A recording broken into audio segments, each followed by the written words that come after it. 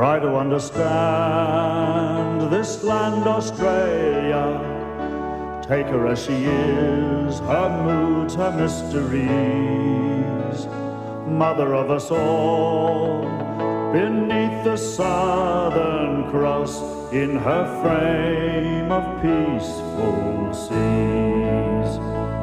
Try to understand this land Australia. Take her as she is, her moods, her mysteries. Mother of us all, beneath the Southern Cross, in her frame of peaceful seas.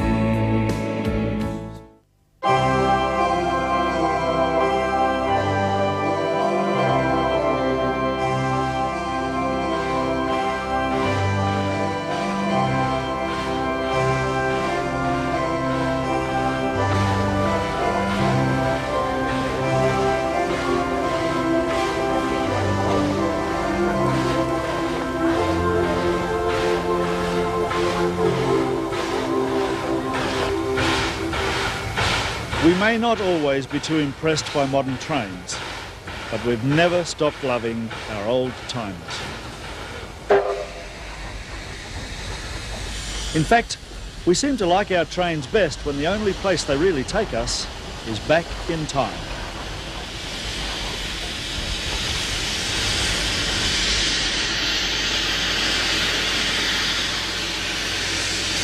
In the past, the railway lines and the rolling stock came in all shapes and sizes, and the locos survive in varying condition.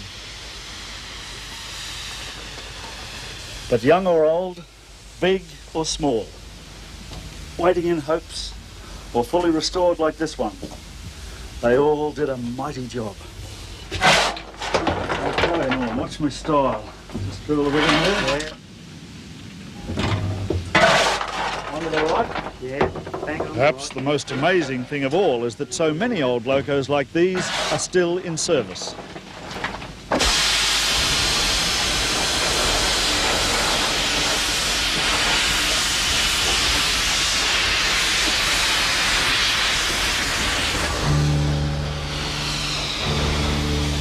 Steam trains strike a special chord in most of us, particularly those people whose almost obsessive dedication keeps these giants running. We're going to ride on Australia's favourite trains. The Zig Zag in New South Wales, Victoria's Puffing Billy, the Coffee Pot in South Australia's Flinders Ranges. We'll see the restoration of one of our oldest private railways, the legacy of one of Australia's richest men. We'll catch the old Ghan to Alice Springs. And that's not all. We'll ride on all kinds of trains with just one thing in common. They have both a past and a future. There's no mystery about why these old trains survive. They appeal to young and old, to those who work them as much as to those who ride. Today, 3 classic steamers will run side by side from Sydney to the outer suburbs.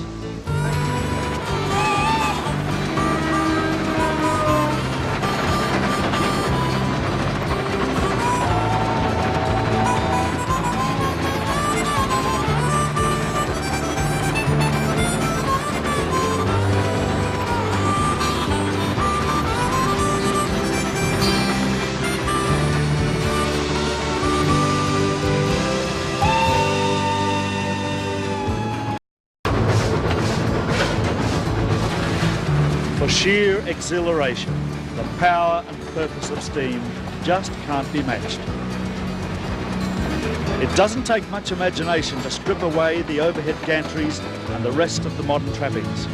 Once you do, it's like a time warp. You're back 50 years, riding the rails in the golden age of steam.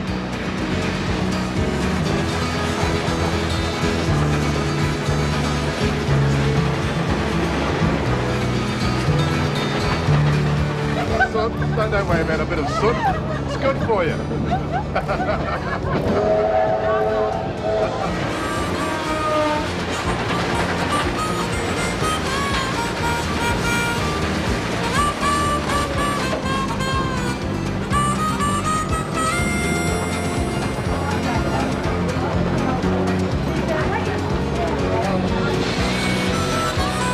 This is a very rare spectacle. It's not often organisers can get permission to run 3 steam trains side by side on a public track. They're on their way to the year's major steam event, Open Day at Thirlmere, Australia's biggest rail museum.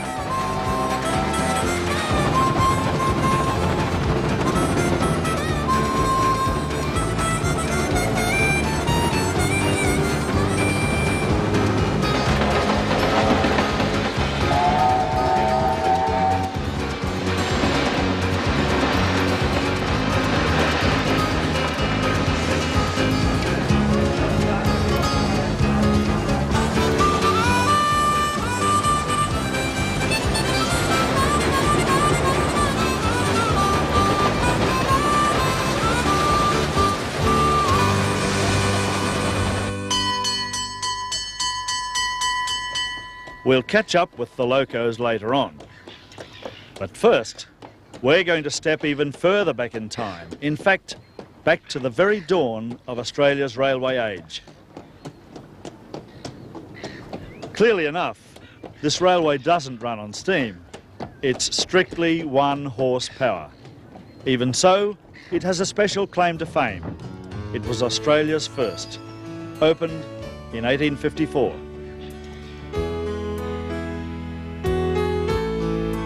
Victor Harbour Tramway in South Australia is the final link in a line built to join paddle steamer ports on the Murray River with deep water ports beyond the Murray mouth.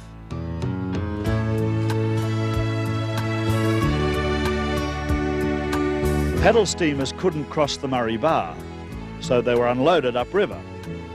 Horse-drawn trains took the cargo overland to waiting clipper ships.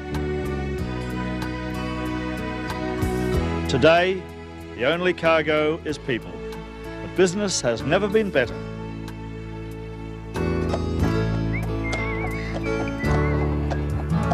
People don't realise that it was the first public railway in Australia.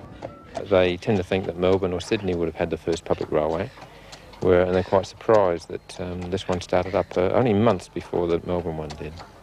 If you ever talk to South Australian about the Victor Harbour, they always remember the old tram from times back. This whistling drives her crazy. The only reason will keep her moving. Faye, come on, mate. One more run after this.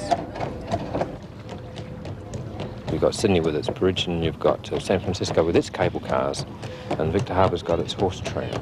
That's what South Australians remember.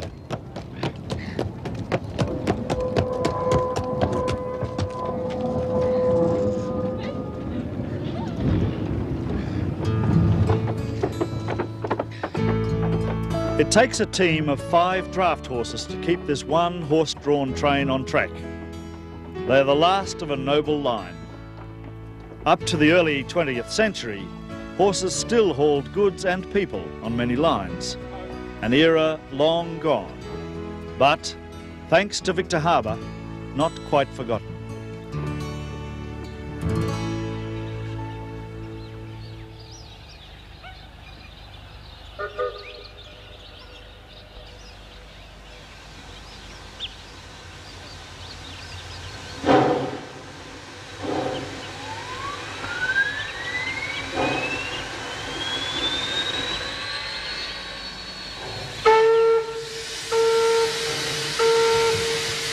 It was in 1854 that Australia's railways first got up ahead of steam.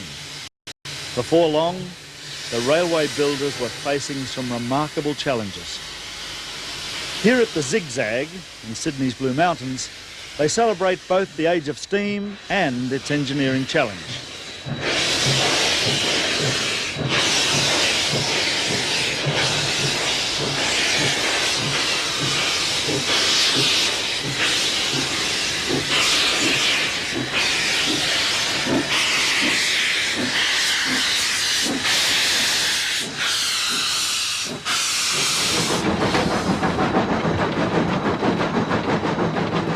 It's only thanks to enthusiasts like Michael Forbes that this line operates at all. Michael has spent most of his adult life helping to get this particular railway back on track.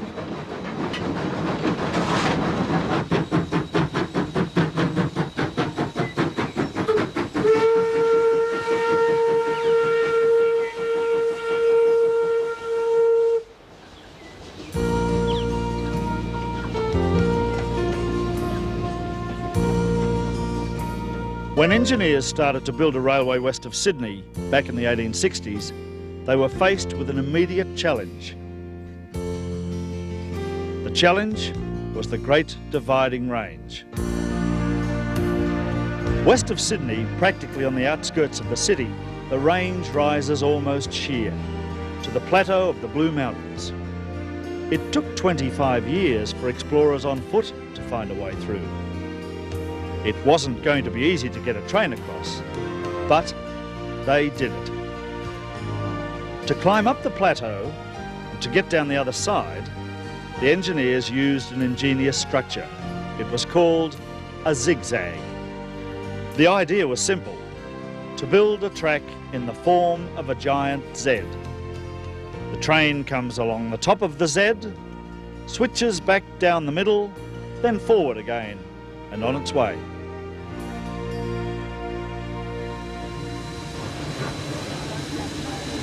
We're going to start our journey at the bottom of the Z for the obvious reason that, in steam, uphill is really the only way to go. Getting down or up the Z always took a lot of shunting. That's one of the reasons the zigzag is no longer part of the main line. This stretch of track was bypassed in the early 1900s.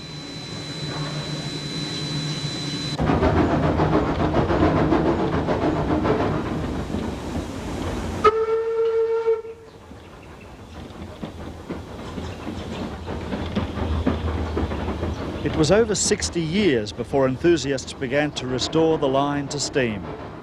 They had to start from scratch, relaying the track and finding locos to run on it. For Michael Forbes, it also meant learning a brand new skill. Well, I learned to drive the thing here because there aren't so many places you can learn to drive a steam train anymore. So I started off as a guard, went through fireman and got trained to drive the engines by the senior driver of the State Rail Authority, who's also a member here. So he taught me the art, and I got examined by him first, and then went into the DLI, and they give you a grilling. So the question I must ask you, Michael, why do you do it? Basically, it's because I want to. I'm of a generation that was brought up in awe of the engine driver. I used to watch the big 38s go past, and I thought, I'd like to drive steam engines, and that's when it started.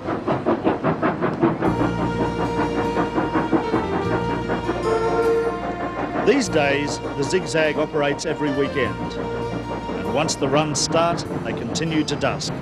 So that means breakfast on the run.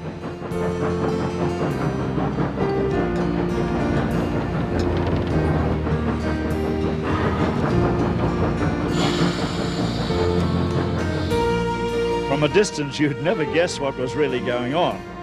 Well, maybe a slight aroma of onions wafting across the valley.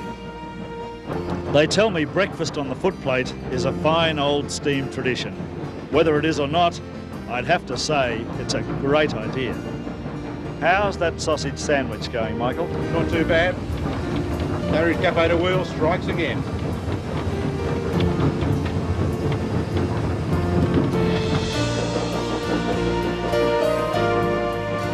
It's on what they call the middle road of the Z that you start to see why building the zigzag was so much. This whole section had to be carved out of sheer rock. The remaining gaps were bridged with towering stone viaducts. The zigzag opened in 1869, and for the next 40 years, this is how every train got across the Blue Mountains. In its time, the zigzag was recognised as one of the engineering wonders of the world.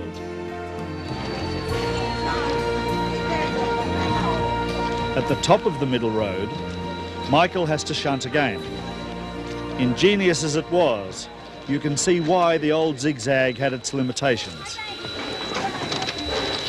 Right to go.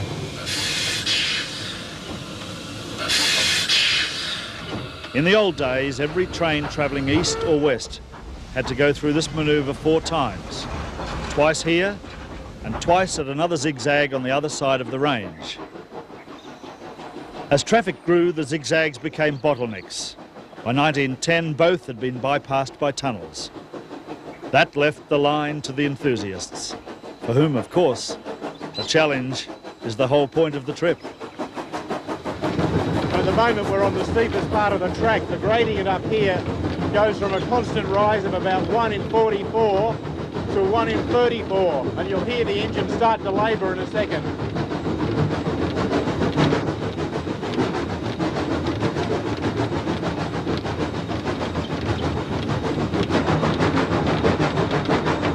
Hear the hill having its effect on us. It's starting to slow us down. And I've got my hand on the sanding valve because if the wheels start to slip, I get some sand under it and keep the traction on the brake.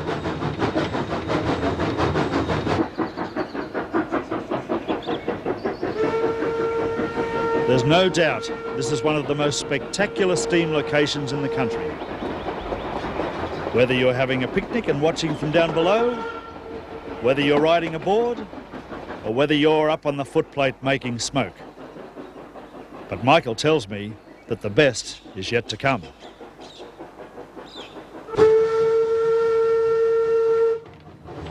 This is the longest tunnel on the Zig Zag. You'll need to hold your breath for about 2 minutes. So here we go.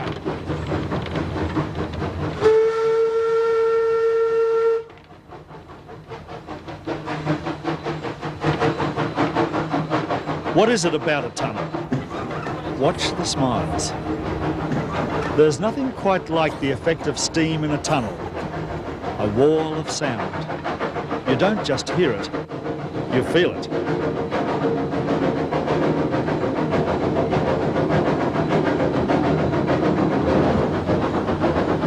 A lot of them will give up tobacco after this ride. True, you do cop a bit of soot. No one really minds. Here we go, you can breathe again.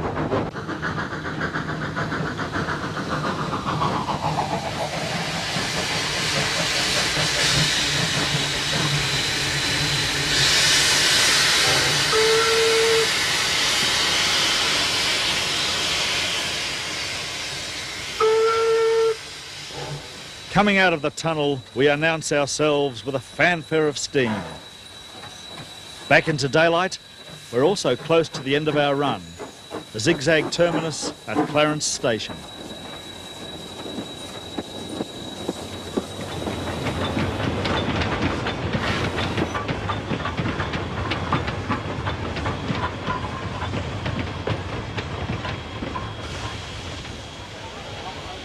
At Clarence, another load of eager passengers waits to travel.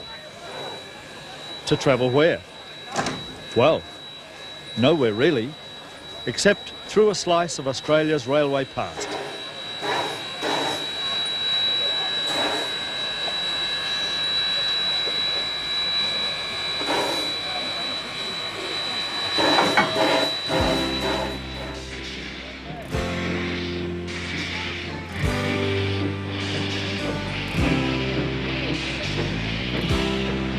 Every day except Christmas, sounds of steam echo through the hills and gullies of Victoria's Dandenong Ranges. They signal the operation of Australia's best known, most popular and most successful little train.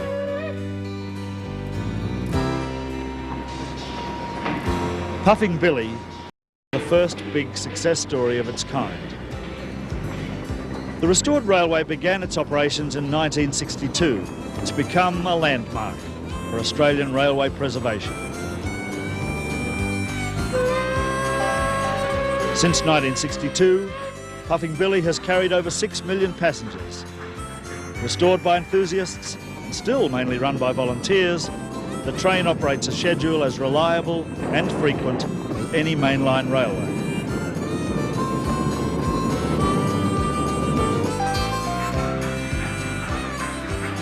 This track is one of the last survivors of a whole network of Victorian narrow gauge railways. They were built to open up rich but hilly farming country. Puffing Billy is what it always has been, a community train. Both visitors to the Dandenongs and those who live here feel it belongs to them.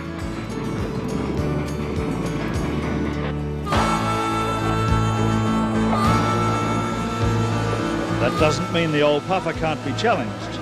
Once a year he is, with a popular fun run up the mountain. Mind you, when push comes to shove, the train has right of way.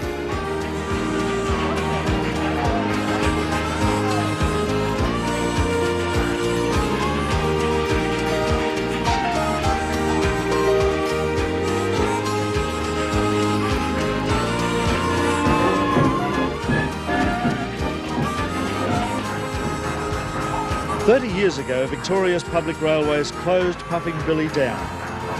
The line didn't pay. Today, enthusiasts have made it a bigger business than ever before. There must be a moral in there somewhere."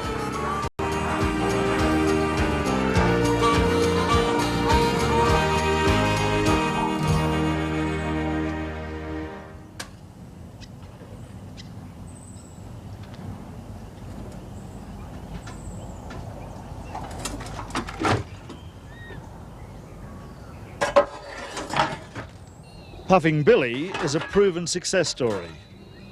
But what's it like to be at the very start of a giant restoration project, just starting to get up its own head of steam?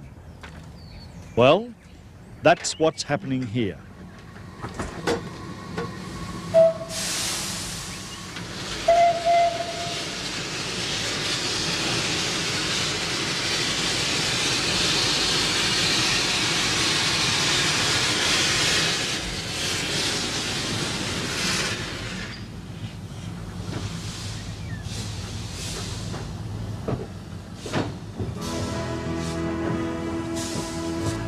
Compared to Puffing Billy, the steam enthusiasts at Richmond Vale near Newcastle in New South Wales still have most of the job in front of them. Here they hope not only to run a railway, but to restore a whole industrial complex, a coal mine, a power station, and a line with a lot of history.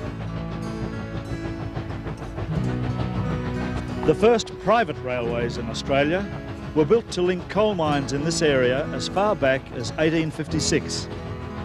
They were also about the last to operate in steam. Restoration here started in 1977. There's still a long way to go.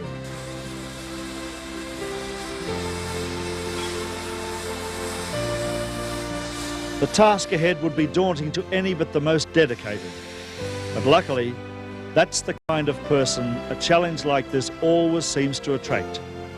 People who think this complex represents a dimension of Australia's industrial past that just mustn't be lost.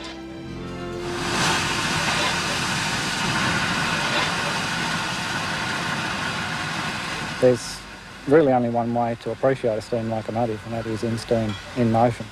A locomotive like this one that was stuffed and mounted, as they say, on a concrete block in the open, or even in a museum under a roof. It just doesn't convey what the machines are all about. They are just a dead, inanimate lump of metal. But once you put a fire in them and you raise steam, and they really do come to life. They're almost a live machine. Ernie Winter and his colleagues want to see all their locos up and running. That work will go hand in hand with restoring the mine site itself.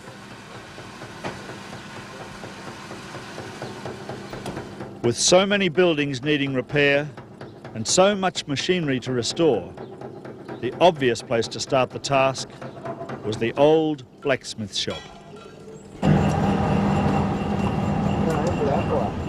Old skills are being relearned to make new parts for the locomotives. Today, they're forging crown rivets.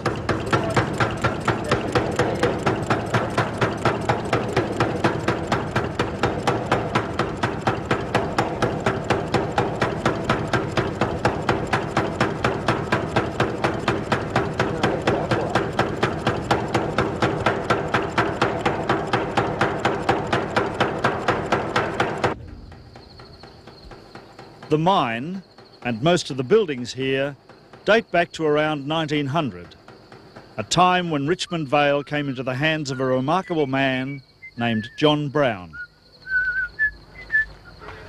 John Brown was a mining magnate, an entrepreneur of the old school.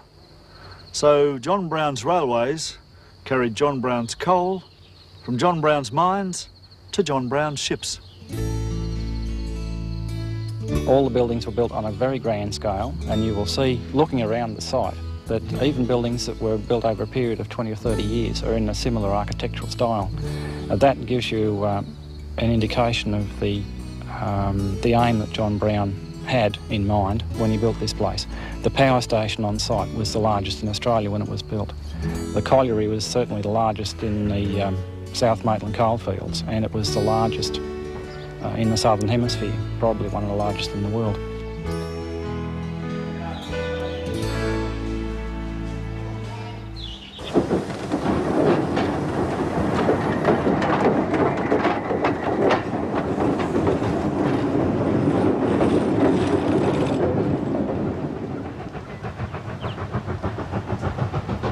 In their heyday, all of John Brown's collieries were linked by his railways.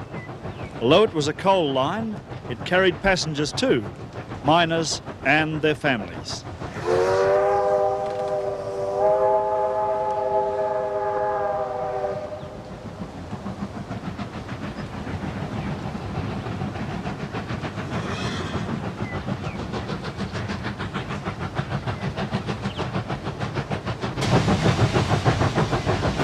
There are plans to restore more of this line, but work so far has reclaimed one classic stretch of track.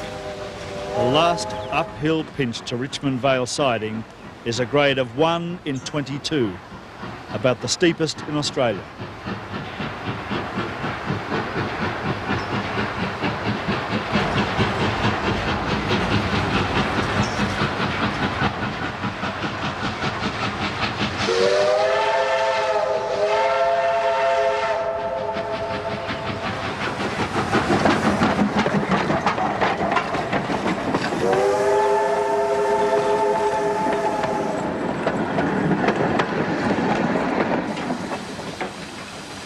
If Richmond Vale has a mascot, it's this little tank engine, Marjorie. Milton Anderson has been driving her for over 40 years. Well, I started driving this locomotive in 1950 and drove it for 10 years. And after that, I left the position that I had to take up another one. And some years later, I discovered this in a park at Edgeworth, in a bit of a mess. Vandals had been at it, and a chap was trying to shut the smoke box door, and he had no hope, so I explained to him the proper procedure, and he says, "Why don't you come and join us?" So that's how I become involved back in the Richmond Vale Preservation Society. They are alive. A steam locomotive will talk to you as you're going along. It's not like the modern diesels. All they do is growl. But these things, they've got a character of their own, and if you understand them and work them properly, they'll talk back to you in a language that only a driver can understand.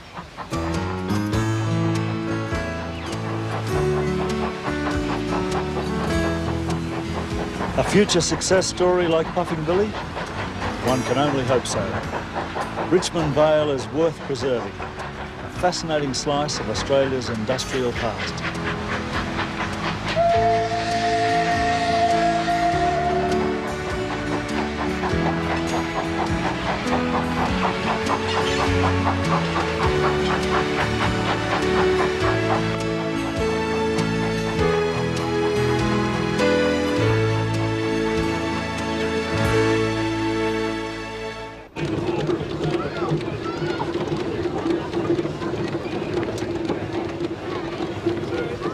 It's the busiest day of the year at Thirlmere in New South Wales, Australia's biggest rail museum. The 3 locos we saw setting out from Sydney were all headed here. Now they're about to arrive.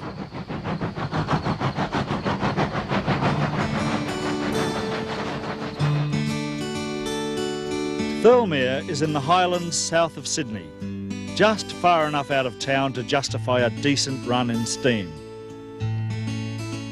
You can't spend a day here without realising what the excitement of old railways and steam itself is all about.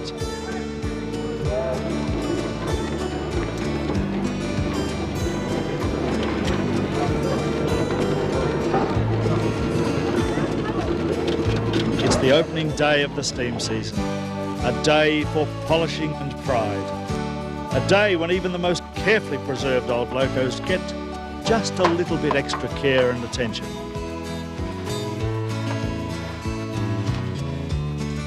As even the keenest steam enthusiast knows, he's really only here as a minder. The locos are the stars of this show. This is a day for riding on and looking at, listening to and talking about just one subject. The steam locos we never knew we valued until they were nearly lost.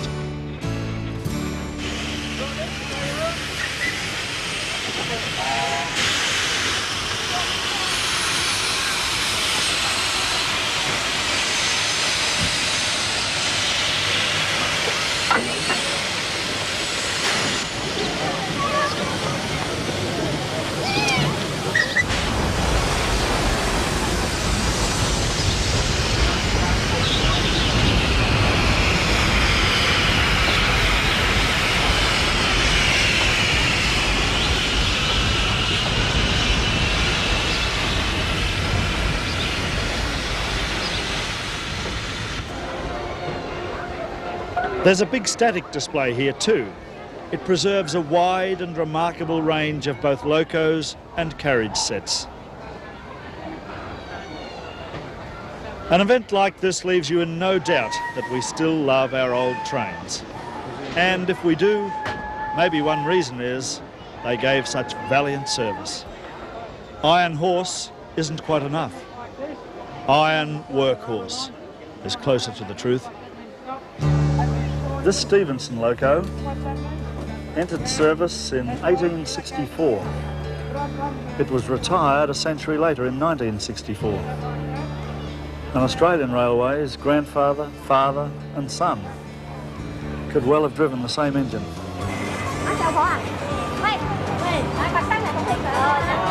Among the relics preserved here, there are reminders that our railways once met every kind of need for transport. There was a train and a carriage for every purpose. Mail not only travelled by train, it was also sorted on board.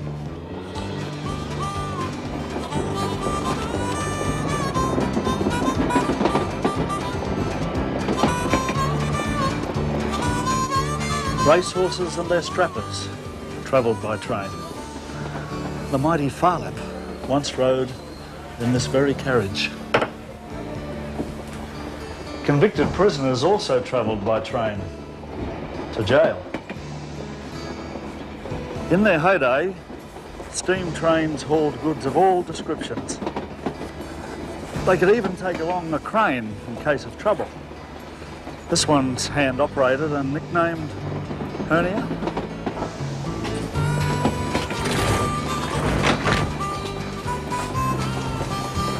A Pullman sleeping car. Vintage 1891, but not much different from the ones I remember in the 1960s. Didn't know they were so old. Wash basin here, water jug, a ladder to climb up to the top bunk.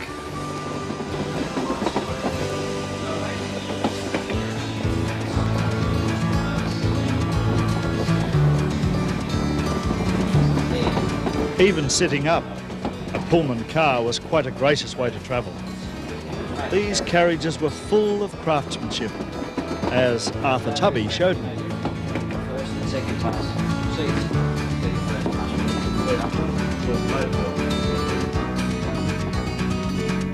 Pullman carriages that were imported from America, and they're a vast improvement over the British-style carriages that were in use at the railways at that time. They're much bigger, much airier, a clerestory-type roof.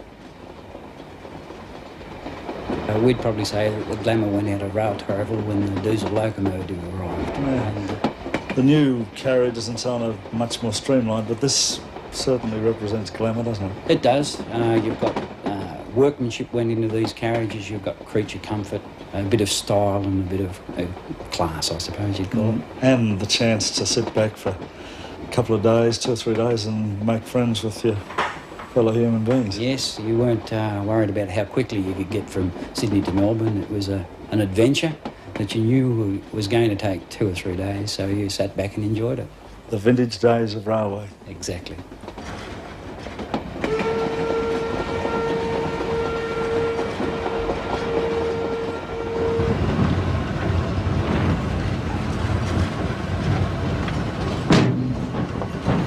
The truth is, of course, as I discovered back at the Zig Zag, there's really only one place to travel, on the footplate. So that's how I'm going to travel home, well, some of the way, to Australia's heart, Alice Springs.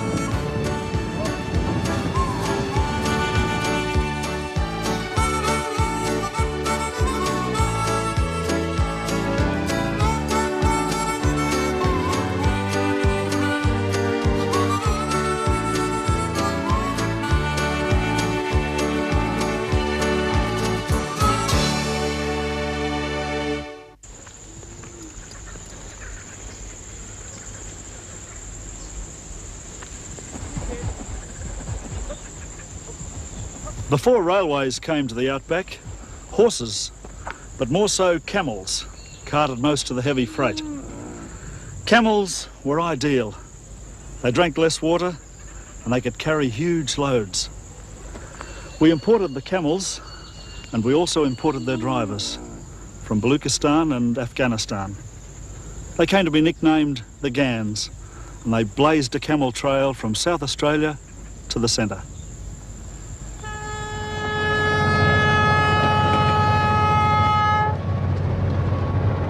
So, when a railway was pushed to Alice Springs in Australia's heart, naturally, it too became known as the Ghan.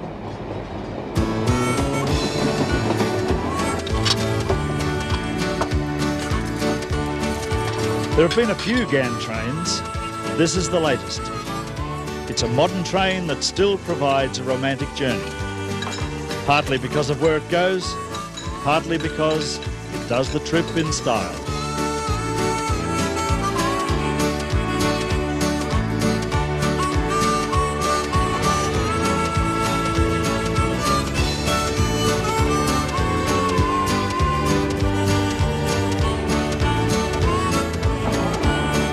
The whole vast outback rolls past your window. If you get sick of that, there's space and time to make new friends as well.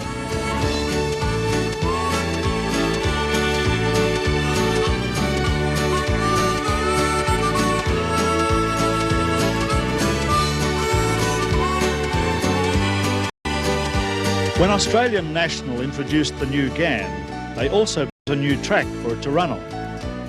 That left the old Ghan line more or less stranded. But 2 stretches of that line have been restored by enthusiasts. They run very different trains, and we're going to ride both of them. 40 years ago, Quorn, in the foothills of the Flinders Ranges, was a busy railhead. These days, it's usually a much quieter town.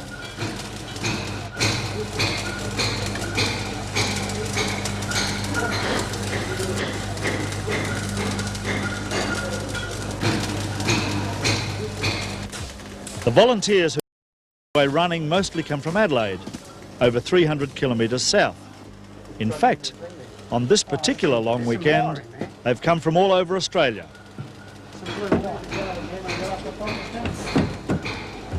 For just a few days, bankers and bakers, school teachers and students have all become railway people. And that can mean real hard work.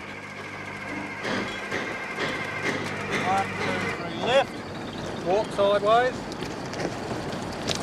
Guys at the other end do the organising. Now we want to come down towards Port Augusta. Whoa. To trek all the way up here, just to keep an old railway running, takes a special kind of dedication. I guess it makes for a special kind of comradeship too.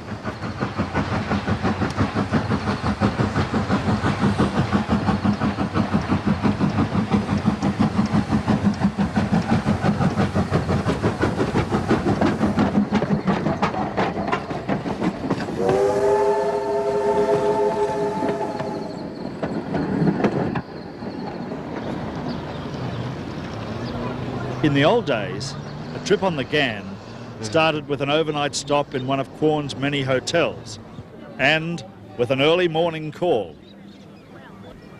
Sleepy-eyed, you struggled down to the station to start a journey that 3 days later might find you in Alice Springs.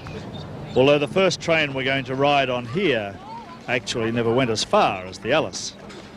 Everywhere I've been on this journey, the eyes of old railway buffs grow moist and misty at the mention of one particular train. It starts from here.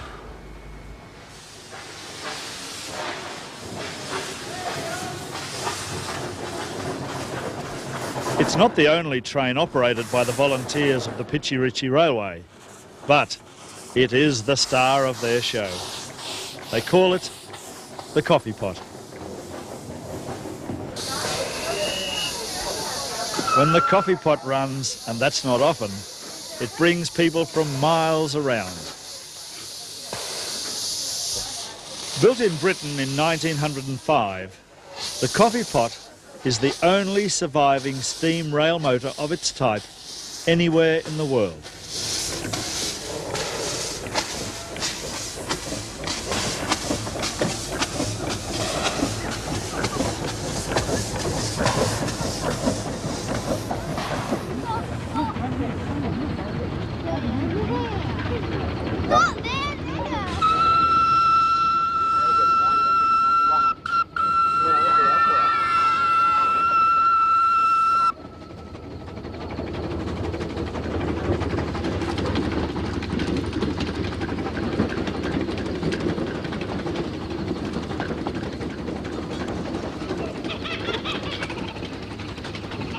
The coffee pot began its working life on this line, a commuter train running between what were then much busier little towns in the Flinders Ranges. Restoring it to this pristine condition took 8,000 hours of work.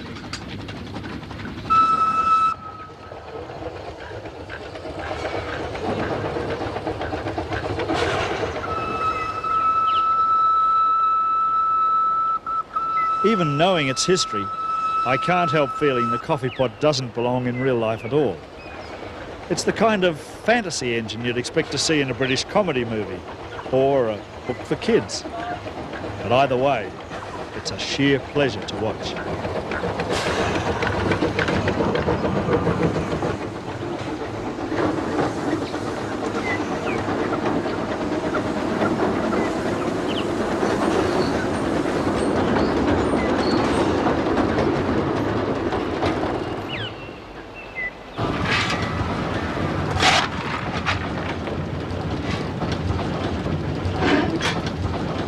The coffee pot isn't the only old train that runs from Quorn. In fact, every steam weekend, the Pichi Preservation Society fires up a loco that couldn't be a greater contrast. Big and powerful, this W-class loco was one of the last to enter Australian service.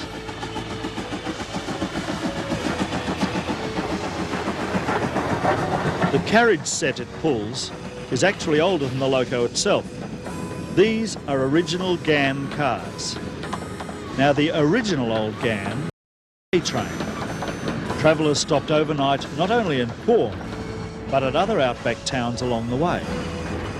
By day, they made the best of fairly Spartan accommodation. Not that it worries anyone today.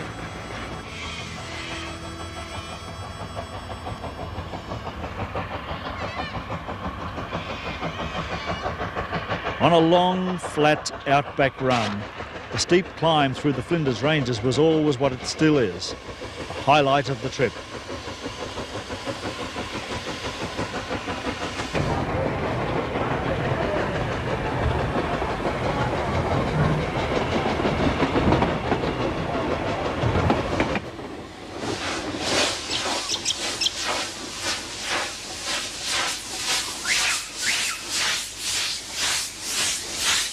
It's just as well for today's Pichi Railway that the people who built this line a century ago built it to last. Mind you, I notice we're not exactly charging across, but that's probably to give us time to admire the view. Or maybe just so our driver has time to wave to fans who turn up in droves, even out here.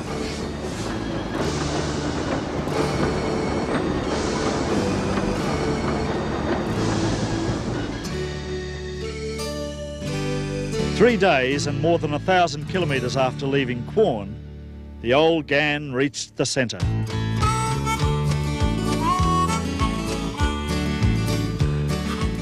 Here, right in the heart of Australia, the Ghan Preservation Society operates both sit-up and sleeping cars from the old Ghan. They run on 30 kilometres of track that winds up in Alice Springs.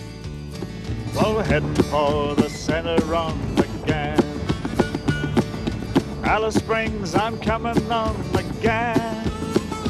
Hand me up my stockman saddle, I'm going back among the cattle. Alice Springs, here I come on the Ghan. Oh, the driver up the front, he's a mighty man. And to get there Friday morning is his plan. But the old train's got some rattles, she's fought some hectic battles, so we might arrive on Sunday on the Ghan. And I'm a-heading for the centre on the Ghan. Alice Springs, I'm coming on the Ghan. The Ghan was never a train to maintain a tight schedule. In this harsh country, it was not unusual for the train to be stopped by sand drifts, floods, or washouts along the way. Passengers sometimes found themselves camped along the track until it could be cleared. These unscheduled stops all became part of the old Ghan legend. Another delay. The nice thing on these old trains is that in the final analysis, the timetable doesn't really matter. Let me tell you about the lady who once travelled on the old Ghan. She got on at Quorn and she kept saying to the conductor, when do we arrive in Alice Springs? When do we arrive in Alice Springs? He kept telling her. Finally, she came up very agitated and she said, look, when do we arrive in Alice Springs? And he said, why do you need to know? She said, I'm due to have a baby. He said, well, madam, you shouldn't have got on if you were so close to being confined. And she said to him, I wasn't even pregnant when I got on.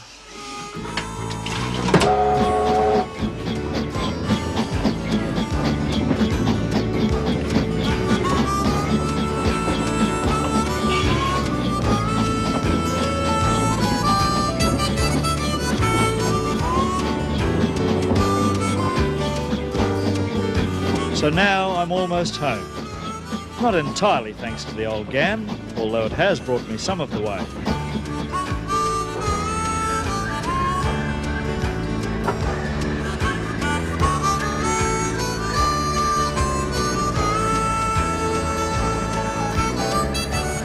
And even here in Alice Springs, hundreds of kilometres from anywhere else, the steam fans are out in force. If the enthusiasts who keep these old railways running deserve a reward, and they certainly do, I think they get it every time they take their trains out on the track.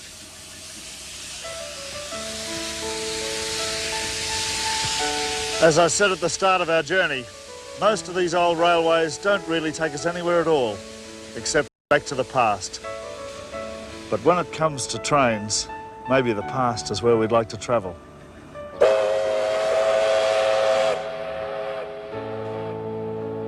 Try to understand this land, Australia. Take her as she is, her moods, her mysteries. Mother of us all, beneath the Southern Cross, in her frame of peaceful seas. Try to understand this land, Australia. Take her as she is, her moods, her mysteries. Mother of us all, beneath the sun.